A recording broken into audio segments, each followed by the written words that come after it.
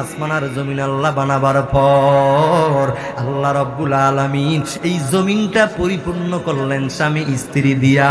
এই দুনিয়ার জমিনে আদম ও হাওয়া আলাইহিস সালামকে দিয়া দুনিয়াটা পরিপূর্ণ করলেন। আল্লাহ রাব্বুল আলামিন বলেন, ওয়া মিন আয়াতিহি আন খালাকালাকুম মিন আনফুসিকুম আজওয়াজান লিতাসকুনু ইলাইহা ওয়া জাআলা বাইনাকুম মাওয়াদ্দাতাও ওয়া রাহমা। আল্লাহ রাব্বুল আলামিন বলেন, এ দুনিয়ার মানুষ, আমি আল্লাহর নিদর্শনের মধ্যে অন্যতম নিদর্শন হলো এই দুনিয়ার জমিনে আমি আল্লাহ স্বামী থেকে আমি আল্লাহ স্ত্রী বানাইছি। সুবহানাল্লাহ। আল্লাহ রাব্বুল আলামিন স্বামী থেকে স্ত্রী বানাইলো। আল্লাহ কেন বানাইলো? আল্লাহ বলেন যাতে তোমরা প্রশান্তি পাও। এবং আল্লাহ রাব্বুল আলামিন রহমত দান করলেন, আল্লাহ দয়া দান করলেন। এই দুনিয়ার জমিনে স্বামী স্ত্রীর দয়ার মাধ্যমে আল্লাহ দুনিয়াতে ভালোবাসা মহব্বত দিলেন। এখন দুনিয়ার জমিনে স্বামী আর স্ত্রী কিভাবে ঘোষণা করা হয়েছে? হুন্না লিবাসুল লাকুম ওয়া আনতুম লিবাসুল লাহুন্না। আমার আল্লাহ বলেন স্বামী স্ত্রী একজন আরেকজনের পোশাকের মতো। চিন্তা করে দেখেন এই দুনিয়ার জমিনে স্বামী আর স্ত্রীর দুনিয়ার জমিনে সম্পর্ক এই দুনিয়ার জমিনে অন্য সম্পর্কের সাথে তুলনা করা হয় নাই। রাহমাতুল লিল আলামিন নবীকে নারীদের ব্যাপারে প্রশ্ন করা হলো, ও নবী, এই দুনিয়ার জমিনে নারীদের ব্যাপারে প্রশ্ন আছে, আমার নবী বলেন বলো। নবীকে প্রশ্ন করা হলো, নবী, এই দুনিয়ার জমিনে আল্লাহর পরে নারীদের বেলায় কার উপরে হক বেশি, কার উপরে দায়িত্ব কর্তব্য বেশি? আমার নবী বলেন কলা আযাওজুহা।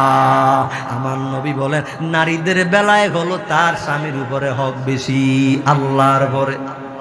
এ পর্দার অন্তরার আম্মা জান, চিন্তা করো রে মা, আল্লাহর পরে স্বামীর কথা ঘোষণা করা হয়েছে।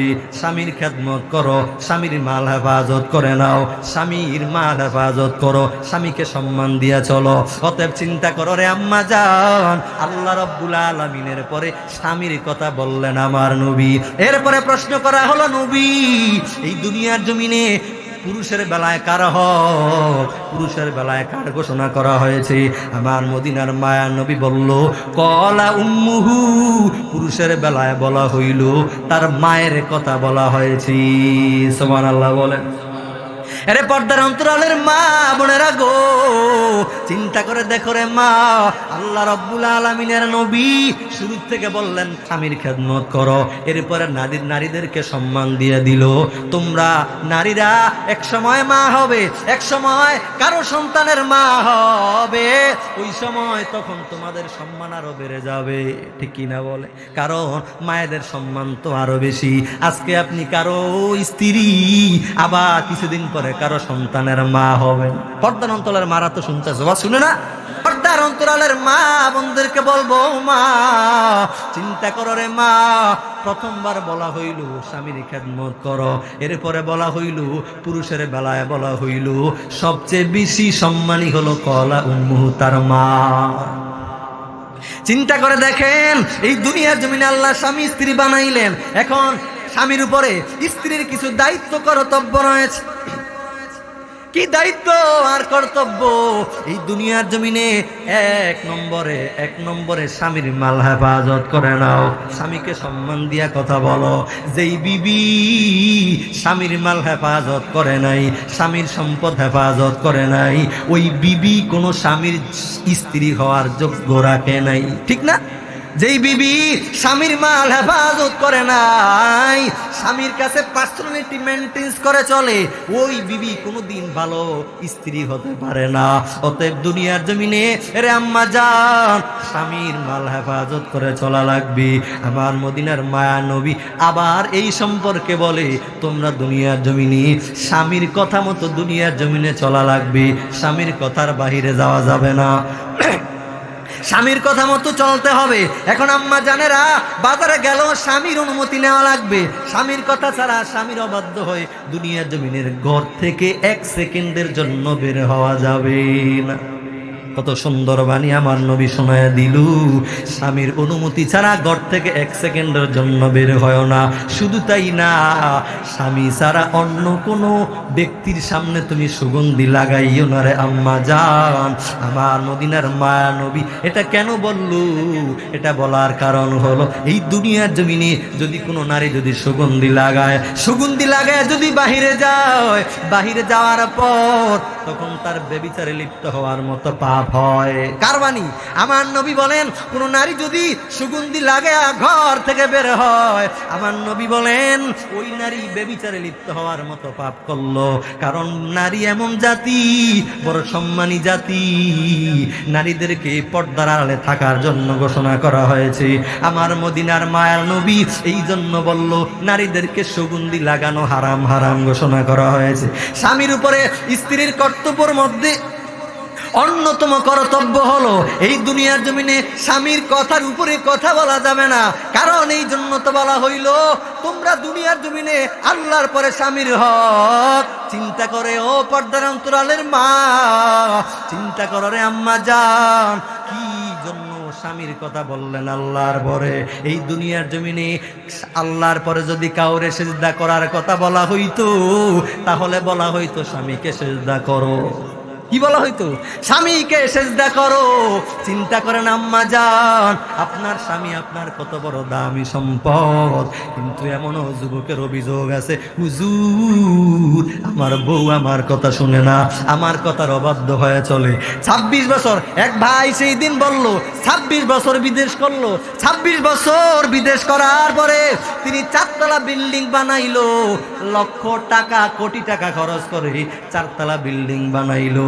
বিল্ডিং বানাবার পরে বাংলার জমিনে আসার পর ওই লোকটা ডাক দিয়া বলে, হুজুর আমি এলাকার মানুষ, আমি এলাকার সন্তান, আমারে এত মানুষও চিনে না যত মানুষে আমার বেডিরে চিনে। আসেনি? যত মানুষ আমার বিবিরে চিনে, আমারও চিনে না। অতএব আমি এখানে জন্ম নিয়েছি, জীবনটা বিদেশে কাটিয়ে দিয়েছি। এই বলিয়া বলিয়া ওই লোকটা আফসোস করা শুরু করলো যে একটা ভ্যান ড্রাইভারও আমার বিবিরে চিনে, একটা কামলাও আমার বিবিরে চিনে, কি করলাম জীবনে। এই জন্য যুবক ভাইদের বলবো, যারা বিদেশে থাকো ভাই, রিজিকের তালাশে যাও, বাধা নাই। তবে বান্দা বিবিরে পর্দার মধ্যে রাইখা, বিবিরে ঘরের বাহিরে না নিয়া ঘরের কাজের মধ্যে রেখে দাও। বাহিরে দোকানপাটে যাওয়ার জন্য আপনার স্বাস্থ্য ভাই আছে, আপনার ভাতিজা আছে, তাদেরকে পাঠাবেন, বিবিরে পাঠাবেন না। কারণ এতে পর্দা থাকে না, পর্দার ব্যাঘাত ঘটে, ঠিক না? পর্দার ব্যাঘাত ঘটে যায়। অতএব দুনিয়ার জমিনে আল্লাহ রব্বুল আলামিন স্বামীর উপরে বিবির কর্তব্যের ঘোষণা করেছে। এই দুনিয়ার জমিনে ওই স্ত্রী উত্তম, যেই উত্তম সে যে স্বামীর খেদমত করে, ওই বিবির আমল আল্লাহর দরবারে সরাসরি কবুল হয়। যেই বিবি স্বামীর কথা মতো চলে, আর যেই বিবি স্বামীর অবাধ্য হয়ে যায়, যেই বিবি স্বামীর কথা শুনে না, ওই বিবির আমল আমার আল্লাহর দরবারে কবুল হয় নাই।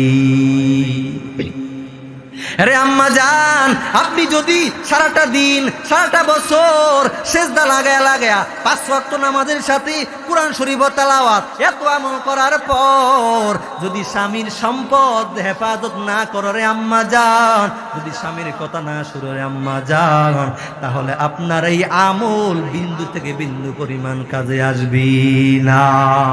অতএব দুনিয়ার জমিনে আগে স্বামীর খেদমত করো, স্বামীর কথা শুনো, এরপরে তুমি বান্দা আমল করো। এই দুনিয়ার জমিনে স্ত্রীদের ব্যাপারে আমার নবী এমন ঘোষণাই করলো।